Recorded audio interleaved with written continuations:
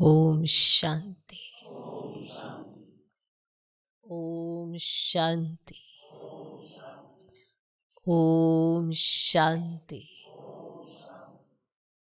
आज की तारीख है 31 अक्टूबर 2025।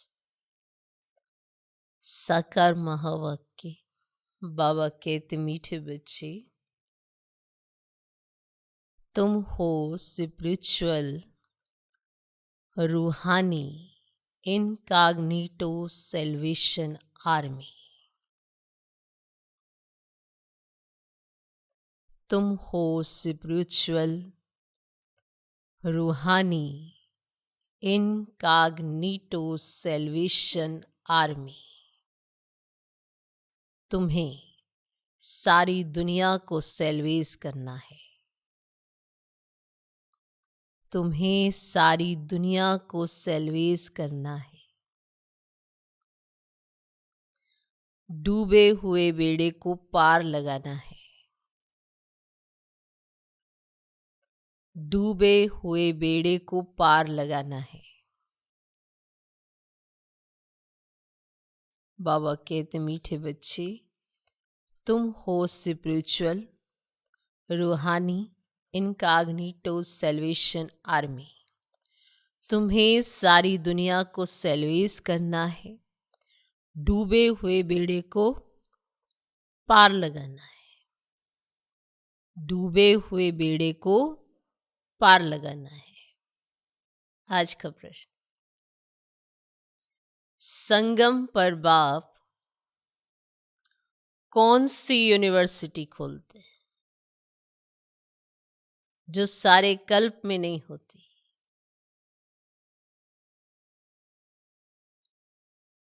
संगम पर बाप कौन सी यूनिवर्सिटी खोलते हैं जो सारे कल्प में नहीं होती?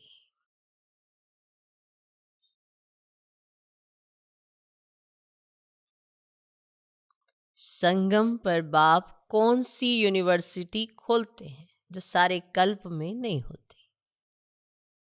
उत्तर, राजाई प्राप्त करने के लिए पढ़ने की गॉड फादरली यूनिवर्सिटी व कॉलेज संगम पर बाप ही खोलते हैं। राजाई प्राप्त करने के लिए पढ़ने की गॉड फादरली यूनिवर्सिटी व कॉलेज संगम पर बाप ही खोलते हैं। ऐसी यूनिवर्सिटी सारे कल्प में नहीं होती। ऐसी यूनिवर्सिटी सारे कल्प में नहीं होती। इस यूनिवर्सिटी में पढ़ाई पढ़कर, इस यूनिवर्सिटी में पढ़ाई पढ़कर तुम डबल सिरताज राजाओं का राजा बनते हो। इस यूनिवर्सिटी में पढ़ाई पढ़कर तुम डबल सिरताज राजाओं का राजा बनते हो। तो संगम पर बाप कौन सी यूनिवर्सिटी खोलते हैं जो सारे कल्प में नहीं होती? उत्तर, राजाई प्राप्त करने के लिए पढ़ने की गॉड फादरली यूनिवर्सिटी व कॉलेज संगम पर बाप ही खोलते हैं। तो ये कॉलेज खुला है, यूनिवर्सिटी खुली है जो संगम पर बाप ही खोलते हैं। ऐसी यूनिवर्सिटी सारे कल्प में नहीं होती। इस यूनिवर्सिटी में पढ़ाई पढ़कर तुम डबल सिरताज राजाओं का राजा बनते हो। ठीक। ओम शांति। ओम शांति।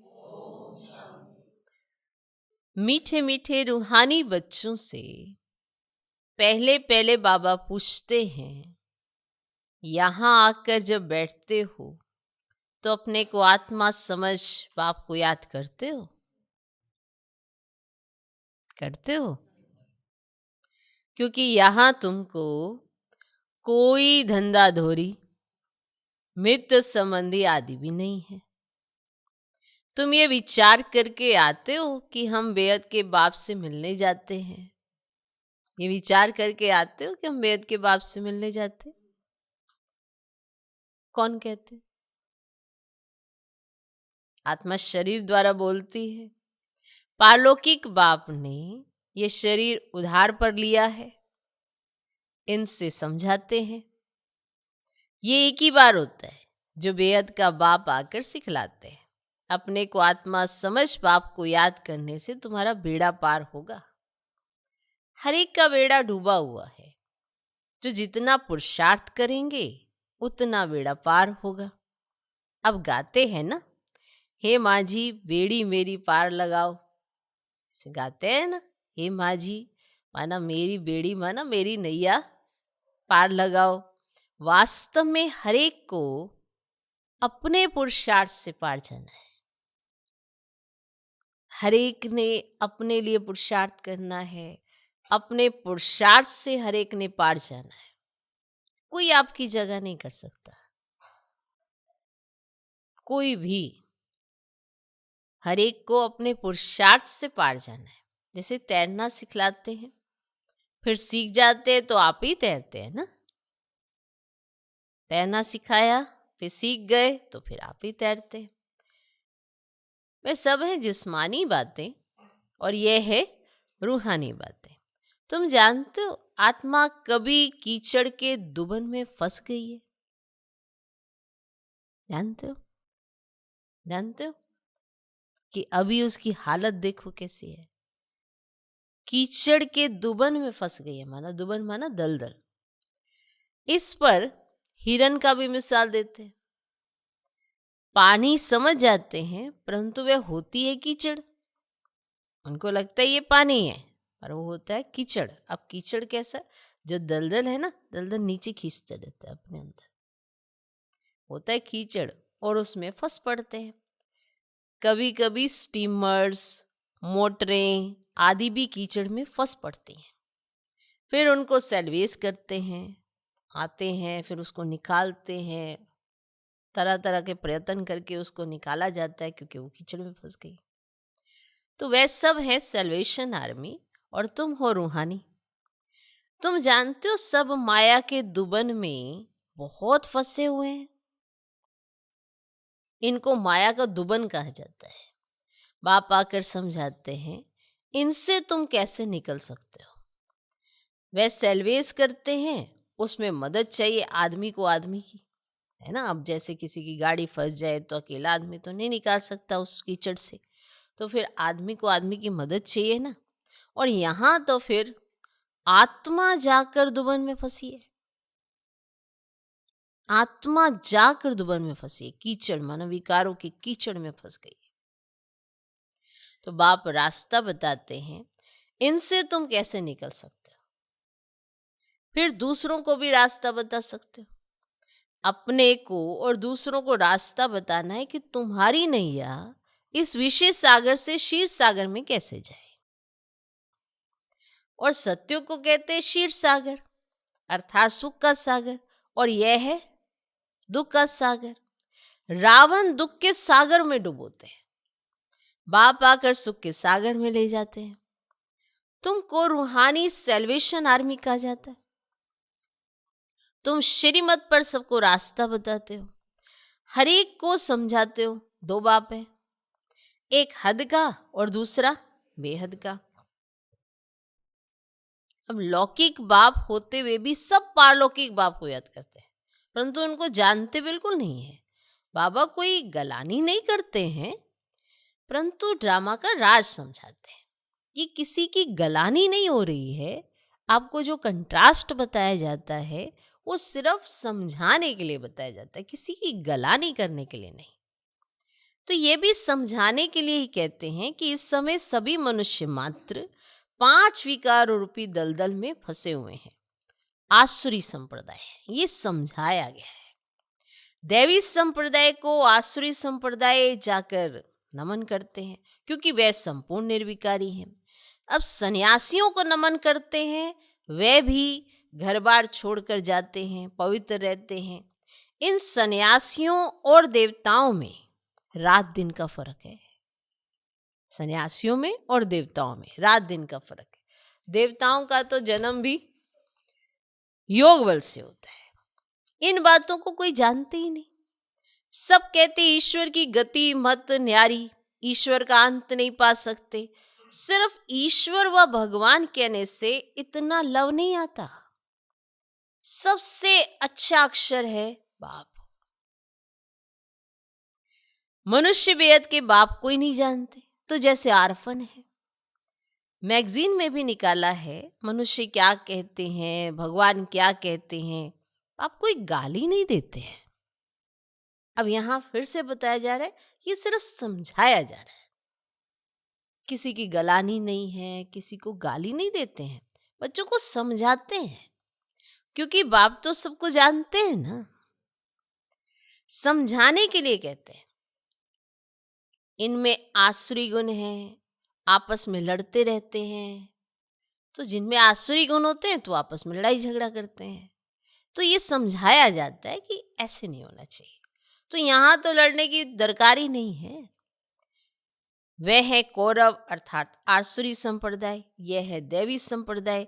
आप समझाते हैं मनुष्य को मुक्ति व जीवन मुक्ति के लिए राजयोग सिखलाए, ये हो ही नहीं सकता।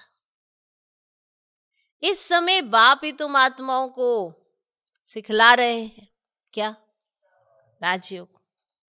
दे अभिमान, देही अभिमानी में फर्क देखो कितना है। अब यहां भी समझाया जा रहा है। क्लियर? आज बता रहे हैं, किसी की गलानी नहीं है, किसी को कुछ कहा नहीं जा रहा है, सिर्फ कंट्रास्ट समझाया जा रहा है। दे अभिमान, देही अभिमानी में फर्क देखो कितना है। दे अभिमान में तुम गिरते आए हो, बाप एक ही बार आकर तुमको देही अभिमानी बनाते हैं ना। ऐसे नहीं कि तुम सत्युग में देह से संबंध नहीं रखेंगे, वहां ये ज्ञान ही नहीं रहता कि मैं आत्मा परम पिता परमात्मा की संतान हूं। वहां ये ज्ञान ही नहीं है। और ये ज्ञान अभी तुमको मिलता है जो प्रायलोप हो जाता है। तुम ही श्रीमत पर चल प्रालब्ध पाते हो, तो बाप आते ही है राजयोग सिखलाने। ऐसी पढ़ाई और कोई होती ही नहीं है। डबल सिरताज राजाएं सत्युग में होते हैं, फिर सिंगल ताज वालों की राजाई भी है। अभी वे राजाई रही नहीं है ना। प्रजा का प्रजा पर राज्य है, प्रजा ही प्रजा पर राज्य कर रही है। तुम बच्चे अभी राजाई के लिए पढ़ते हो। अब इसको गॉड फादरली यूनिवर्सिटी कहा जाता है। तुम्हारा नाम भी लिखा हुआ है। वो लोग भर नाम रखते हैं गीता पाठशाला, अब पढ़ाते कौन है? अब श्री कृष्ण भगवानुवाच कह देंगे। अब श्री कृष्ण तो पढ़ा ना सके, श्री कृष्ण तो खुद पाठशाला में पढ़ने जाते हैं। प्रिंस जैसे स्कूल में जाते हैं, वहां की भाषा ही दूसरी है। ऐसे भी नहीं कि संस्कृत में गीता गाई है, यहां तो अनेक भाषाएं हैं। जो जैसा राजा होता है ना, वे अपनी भाषा चलाते हैं। संस्कृत भाषा कोई राजाओं की नहीं है। बाबा कोई संस्कृत नहीं सिखलाते, बाप तो राजयोग सिखलाते हैं सत्युग के लिए। बाप कहते काम महाशत्रु है, इन पर जीत पहनो। प्रतिज्ञा कराते हैं, यहां जो भी आते हैं उनसे प्रतिज्ञा कराई जाती है। काम पर जीत पाने से तुम जगत जीत बनेंगे, यह है मुख्य विकार। यह हिंसा द्वापर से चली आती है, जिससे वाम मार्ग शुरू हुआ। देवताएं कैसे वाम मार्ग में जाते हैं, उनका भी मंदिर है। वहां बहुत छीछी चित्र बनाए। बाकी वाम मार्ग में कब गए उसकी तिथि तारीख तो है ही नहीं। तो सिद्ध होता है काम चिता पर बैठने से काले बनते हैं, परंतु नाम रूप तो बदल जाता है ना। काम चिता पर चढ़ने से आयरन एज्ड बन पड़ते हैं। अभी तो 5 तत्व भी तमो प्रधान है ना, अभी तो 5 तत्व भी तमो प्रधान है ना, इसीलिए शरीर भी ऐसे तमो प्रधान बनते हैं। 5 तत्व तमो प्रधान है, इसलिए शरीर भी ऐसे तमो प्रधान। जन्म से ही कोई कैसे हो पड़ते हैं, तो ये निशानी है तमो प्रधानता की कि 5 तत्व तमो प्रधान है, तो शरीर भी कई बार ऊपर नीचे ऐसे हो जाता है। क्लियर?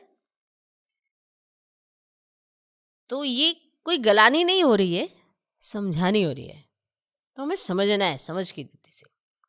तो अभी तमो प्रधान होने के कारण शरीर भी ऐसे है। मनुष्य ईश्वर प्रभु आदि भिन्न भिन्न नामों से याद करते हैं, परंतु उन बेचारों को पता नहीं है। अब आत्मा अपने बाप को याद करती है, हे बाबा आकर शांति दो।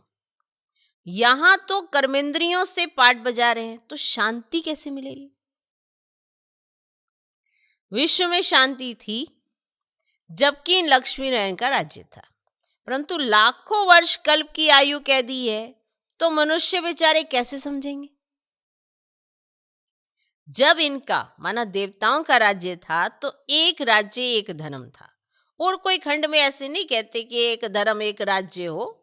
यहां आत्मा मांगती है एक राज्य हो, किसी और खंड में ये बातचीत ही नहीं होती है एक राज्य हो।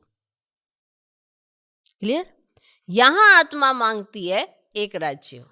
तुम्हारी आत्मा जानती है अब हम एक राज्य स्थापन कर रहे हैं, वहां सारे विश्व के मालिक हम रहेंगे। बाप हमको सब कुछ दे देते हैं, कोई भी हमसे राजाई छीन नहीं सकते। इस सारे विश्व के मालिक बन जाते हैं, और विश्व में कोई सूक्ष्म वतन मूल वतन नहीं आता है। विश्व के अंदर आता है ये स्थूल वतन, विश्व के अंदर ना तो सूक्ष्म वतन आता है ना ही मूल वतन आता है। ये सृष्टि का चक्र यहां ही फिरता रहता है। अब इसको बाप जो रचयिता है वही जानते हैं। वो ये जानते हैं कि सूक्ष्म वतन क्या है, वो ये जानते हैं कि मूल वतन क्या है। वो आते तो हमें पता पड़ता है, ऐसे कोई भी यहां पर नहीं जानते। ऐसे नहीं कि रचना रचते हैं, तो बाप आते हैं संगम पर और पुरानी दुनिया से नई दुनिया बनाने। दूर देश से बाबा आया हुआ है। तुम जानते हो नई दुनिया हमारे लिए बन रही है। बाबा हम आत्माओं को श्रृंगार कर रहे हैं, उनके साथ फिर शरीरों का भी श्रृंगार हो जाएगा। आत्मा पवित्र होने से फिर शरीर भी सत्व प्रधान मिलेंगे, सत्व प्रधान तत्वों से शरीर बनेंगे। इनों का सत्व प्रधान शरीर है ना, इसीलिए नेचुरल ब्यूटी रहती है। किनों का? लक्ष्मी नारायण का, देवी देवताओं का। अब गाया भी जाता है रिलीजन इज माइट, मतलब शक्ति का काम करता है रिलीजन। ठीक है, रिलीजन इज माइट। अब माइट मिली कहां से? कहां से मिली? एक ही देवी देवताओं का रिलीजन है जिससे माइट मिलती है। अब ये देवताएं ही सारे विश्व के मालिक बनते हैं, और कोई विश्व के मालिक नहीं बनते हैं। और तुमको कितनी माइट मिलती है? लिखा हुआ भी है कि आदि सनातन देवी देवता धर्म की स्थापना शिव बाबा ब्रह्मा द्वारा करते हैं। ये बातें दुनिया में कोई नहीं जानते थोड़ी है, ये बातें नहीं जानते दुनिया वाले। तो बाप कहते मैं ब्राह्मण कुल स्थापन करता हूं, फिर इन्हों को सूर्यवंशी डिनाइस्टी में ले आता हूं। जो अच्छी रीति पढ़ते हैं वे 500 सूर्यवंशी में आते हैं, है सारी ज्ञान की बात। उन्होंने फिर स्थूल बाण हथियार आदि दिखाए हैं, बाण चलाना भी सीखते हैं, छोटे बच्चों को भी बंदूक चलाना सिखाते हैं। और तुम्हारा फिर है योगबान। बाप कहते मामेकम याद करोगे तो तुम्हारे भी कर्म विनाश होंगे। हिंसा की कोई बात नहीं है, तुम्हारी पढ़ाई भी है गुप्त। तुम हो स्पिरिचुअल रूहानी सैल्वेशन आर्मी। ये कोई को मालूम ही नहीं है कि रूहानी आर्मी कैसे होती है। और तुम हो इनकॉग्निटो, स्पिरिचुअल, रूहानी सेल्वेशन आर्मी। सारी दुनिया को तुम सेल्वेस करते हो, सबका बेड़ा डूबा हुआ है, बाकी सोने की लंका कोई है नहीं। ऐसे नहीं कि सोनी द्वारिका नीचे चली गई है फिर निकल आएगी, नहीं। द्वारिका में भी इनका राज्य था, परंतु सतयुग में था। सत्युगी राजाओं की ड्रेस ही अलग होती है और त्रेता की अलग ड्रेस। सत्युगी राजाओं की ड्रेस अलग और त्रेता की अलग। भिन्न भिन्न ड्रेस, भिन्न भिन्न रस्म रिवाज होती है। हर एक राजा की रस्म रिवाज अपनी अपनी, और सत्युग का तो नाम लेते ही दिल खुश हो जाती है। अब कहते हैं स्वर्ग, पैराडाइज, परंतु मनुष्य कुछ भी जानते नहीं। मुख्य तो है यह दिलवाड़ा मंदिर, हूबहू तुम्हारा यादगार है। मॉडल्स तो हमेशा छोटा ही बनाते हैं ना, ये बिल्कुल एक्यूरेट मॉडल्स है। शिव बाबा भी है, आदि देव भी है, ऊपर में बैकुंठ भी दिखाया है। शिव बाबा होगा तो जरूर रथ भी होगा। आदि देव बैठा है, ये भी किसको पता ही नहीं। तो ये शिव बाबा का रथ है। महावीर ही राजाई प्राप्त करते हैं। आत्मा में ताकत कैसे आती है ये भी तुम अभी समझते हो। घड़ी घड़ी अपने को आत्मा समझो। हर एक को अपना पुरुषार्थ करके ये प्रैक्टिस पक्की करनी है। क्या? आत्मा समझने की। हम आत्मा सत्व प्रधान थी तो पवित्र थी। शांति धाम, सुखधाम में जरूर पवित्र ही रहेंगे। अब बुद्धि में आता है, कितनी सहज बात है। भारत सतयुग में पवित्र था, वहां अपवित्र आत्मा रह न सके। अब इतनी सब पतित आत्माएं ऊपर कैसे जाएंगी? तो जरूर पवित्र बनकर ही जाएंगी। आग लगती है फिर सभी आत्माएं चली जाएंगी, बाकी शरीर रह जाते हैं। ये सब निशानियां भी हैं। होलिका का अर्थ कोई समझते थोड़े ही हैं। सारी दुनिया इसमें स्वाहा होनी है। ये ज्ञान यज्ञ है। ज्ञान अक्षर निकाल, बाकी रुद्र यज्ञ कह देते हैं। वास्तव में यह है रुद्र ज्ञान यज्ञ। अब यह ब्राह्मणों द्वारा ही रचा जाता है। सच्चे सच्चे ब्राह्मण तुम हो। प्रजापिता ब्रह्मा की तो सब औलाद है ना, और ब्रह्मा द्वारा ही मनुष्य सृष्टि रची जाती है। तो ब्रह्मा को ही ग्रेट ग्रेट ग्रैंडफादर कहा जाता है। इनका सिजरा होता है ना, तो जैसे अलग अलग बिरादरी का सिजरा रखते हैं, तुम्हारी बुद्धि में है कि मूल वतन में है आत्माओं का सिजरा। कायदे मुझे शिव बाबा, फिर ब्रह्मा विष्णु शंकर, फिर लक्ष्मी नारायण आदि, ये सब है मनुष्यों के सिजरे। अच्छा, मीठे मीठे सिकिलदे बच्चों प्रति माता पिता बाप दादा का याद प्यार और गुड मॉर्निंग। रूहानी बाप की रूहानी बच्चों को नमस्ते। हम रूहानी बच्चों की भी रूहानी बाप को नमस्ते नमस्ते नमस्ते। Good morning good morning good morning. धारणा के लिए मुख्य सर, पहला पॉइंट, रूहानी सेल्वेशन आर्मी बन। स्वयं को और सर्व को सही रास्ता बताना है।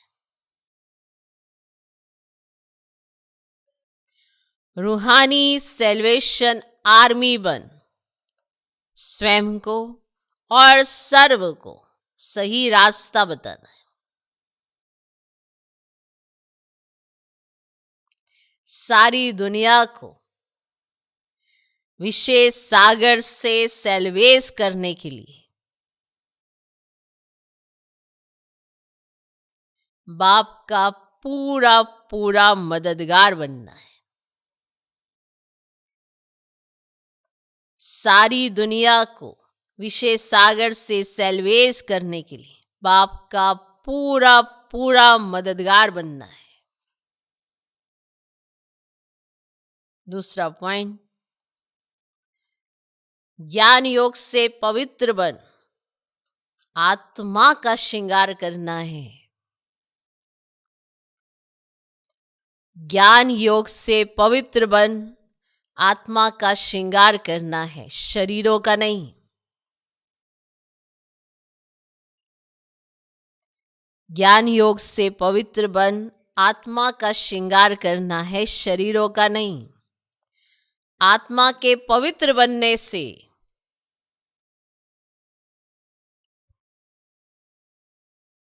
आत्मा के पवित्र बनने से शरीर का श्रृंगार स्वतः हो जाएगा।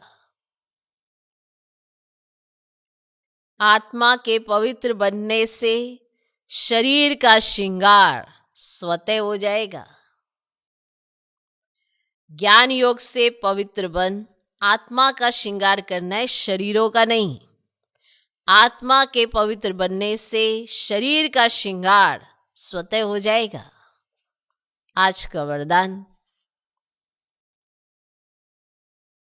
किनारा करने के बजाय हर पल बाप का सहारा अनुभव करने वाले निश्चय बुद्धि विजयी हो। किनारा करने के बजाय हर पल बाप का सहारा अनुभव करने वाले निश्चय बुद्धि विजयी हो। किनारा करने के बजाय हर पल बाप का सहारा अनुभव करने वाले निश्चय बुद्धि विजयी भव। विजयी भव की वरदानी आत्मा हर पल स्वयं को सहारे के नीचे अनुभव करती है। हर पल स्वयं को सहारे के नीचे अनुभव करती है। उनके मन में संकल्प मात्र भी बेसहारे व अकेलेपन का अनुभव नहीं होता, या अकेलापन ये उनको अनुभव नहीं होता। ये कौन सी आत्मा है? विजयी भव की वरदानी आत्मा, जो हर पल स्वयं को सहारे के नीचे, माना बाप की छत्र छाया के नीचे फील करेगी हर पल। ऐसे नहीं कभी कभी तो महसूस हुआ फिर भूल गए, नहीं। इसलिए उन्हें ऐसा नहीं लगता कि हमको बेसहारे या अकेलापन फील नहीं होता। कभी उदासी या अल्पकाल के हद का वैराग्य नहीं आता। ना उन्हें कभी उदासी आती है, ना ही उन्हें हद का वैराग्य आता है। हद का वैराग्य होता है ना, जब कोई पूछता नहीं, कोई बात नहीं करता, तो ऐसे लगता है क्या करना है जीवन का, बस ये तो ऐसे ही दुखी माना जिसे होते हैं। बेहद का वैराग्य सब कुछ होते देखते हुए भी अंदर से बाप के साथ तार जुड़ी हुई है, वो बेहद का वैराग्य होता है। शो नहीं करते हैं कि ये बेहद का वैराग्य है, पर उनको एहसास दूसरों को भी होता है, ये न्यारे रहते हैं, पर सबके साथ अच्छे से रहते हैं। तो उसे इनके अंदर माना जो विजयी रतन, ये वरदानी आत्मा है ना, इनके अंदर कभी उदासी या अल्पकाल के हद का वैराग्य नहीं आता। वे कभी किसी कार्य से, समस्या से, व्यक्ति से किनारा नहीं करते। किसी भी कार्य से, कोई भी समस्या आ गई उससे, या कोई व्यक्ति भी हो, उससे किनारा नहीं करते।